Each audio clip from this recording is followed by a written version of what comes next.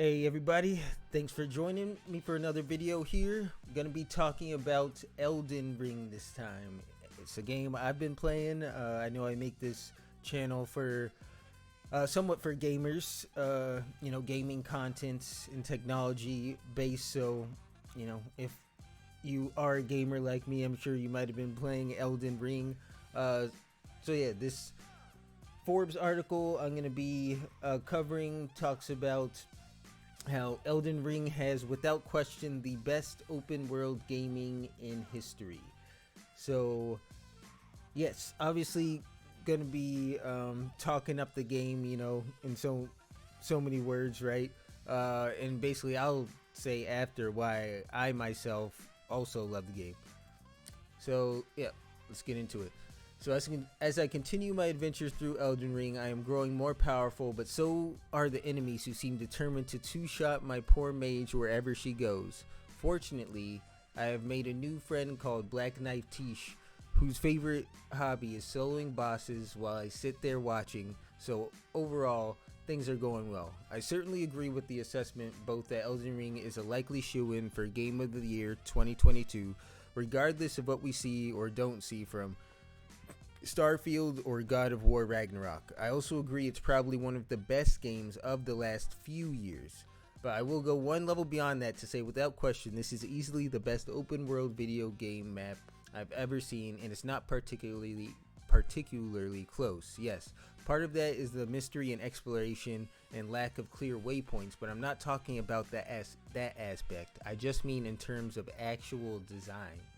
I'm not sure what may have held the title before this. Breath of the Wild certainly makes a good case. Skyrim was probably the gold standard for an incredibly long time.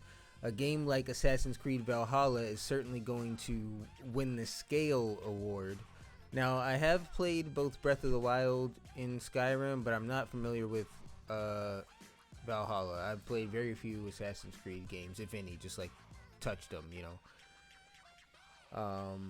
Okay, but Elden Ring is something special in terms of the complexity, uniqueness, and depth of its map. In my adventures so far, I have found sprawling labyrinth castles which are probably triple the size of most other traditional video game levels, an entire underground ecosystem below the map accessed by a range of elevators full of bosses and secrets, a level above that level but still underground that's an entire lost city that needs exploring, an underground lake made entirely out of deadly rot you must somehow traverse, a huge tower that I fought my way through the top of, then later fought my way back down in an inverted secret version that unlocked its true purpose. An extraordinarily complex capital city that is layers and layers of buildings and roads and alleys and towers, all under the corpse of a giant dead dragon. Below that capital city, a sprawling sewer system I still have not fully plumbed the depths of. In one section, you platform walking across pipes as enemies attack you. In another, you are inside the pipes you were previously just walking on as you navigate among the dark and rats to entirely new areas. Yes, among the dark and rats. So the list goes on, which includes elaborate ruins, mining tunnels, huge dungeons, and puzzle-laden catacombs. Platforming segments with your horse, treks into volcanoes and iced mountains, and I still have, I don't even know, a third of the map blacked out. One thing about Elden Ring you'll quickly learn, as just when you think you're done, there's something new that opens up to double the size of the map yet again. And of course, it's all gorgeous, some of the most haunting, painting-like landscapes I've ever seen. Through the Pure Beauty Award could go to something like Ghost of Tsushima or Horizon Forbidden West, maybe. I've never seen anything like it. I know From Software is talented, but I genuinely do not understand how they made something both of this size and of this complexity over the last few years. There is just no equivalent in gaming, and even Skyrim and Fallout maps fall short. This is something we've never seen before, and that's the reason enough to play it. So, not sure if anyone listening here would need convincing as to why to play Elden Ring, and I'm sure I could find plenty of other articles talking about why it's a great game, but this definitely lays out one of the main things that I think draws people in, right? I've only done one playthrough of that game. And but it's, maybe where was that, 160 or 70 hours. That's huge. That's incredible compared to most games where it's like just not the fact of just not being bored by that time. You know what I mean? It is all just exploring that one map, which this article talks about, part of the level being blacked out, but I have unlocked the entirety, of the map. And, that's how long it took, or, I'm still some nooks and crannies I could get to, but at least I see all of it. So that, that's one aspect. Just the sheer scale of it has obviously never been done. Mentioning that it dwarfs like other games could fit in it many times over.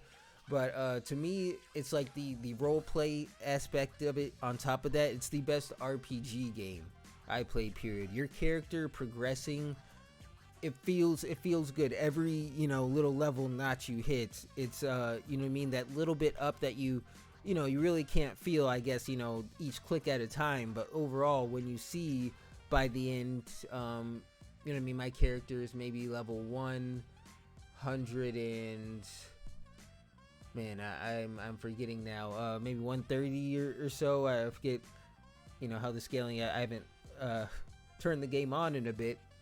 But yeah, so one of the other things I just want to look at while we're talking about the game is just looking at the Steam charts. It's something I want to do when just talking about games in general, because this one is somewhat significant. If you look at, obviously it's been doing very well in general. I know we could do the month out charts, but you can see like players are steadily, it's going down. Now, having 80,000 players in the last 30 minutes is plenty healthy overall, right? But the game is amazing. Maybe finding people have, like me, I've played a good amount of the game now. I'm sitting there, I'm at the final boss, able to keep fighting them. I'm hoping to stream that at some point if I, don't beat it off stream before that. But just to see kind of, where the game's at, because people are looking, for that, can anything compete with it for a game of the year? I know that's what I was thinking about. And as I've been looking at streams the past couple weeks, I wanted to bring up a game that I've also been playing, which is Rogue Legacy 2, which really did surprise me because it's been a lot of fun and it's got a lot of replayability. To me, it's fun to replay it. You get to, like, fighting the bosses in this again and again is built into the game, unlike Elden Ring, where you need to do a new game to be able, to fight those bosses, or you go and help other people. It's not in your game, you're jumping in someone else's game. But yeah, but just to see, I was looking a year out, because this is a game that has been in early access, and it came out 1.0 on May 9th, so you can see the huge jump in players, right? It shows a 500% increase in the last 30 days, but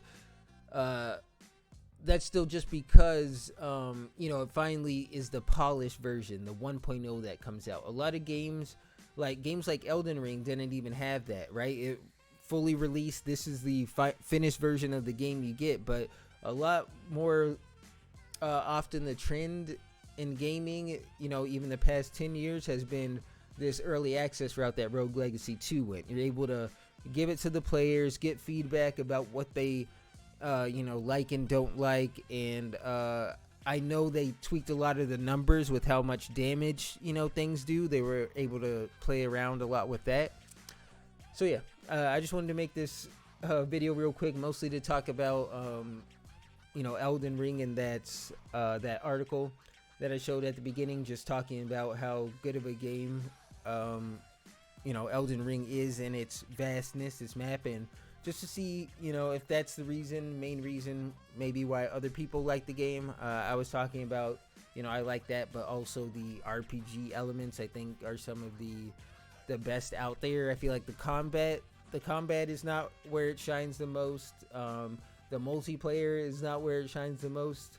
But yeah, let me know in the comments where you think Elden Ring shines. But yeah, thanks for watching.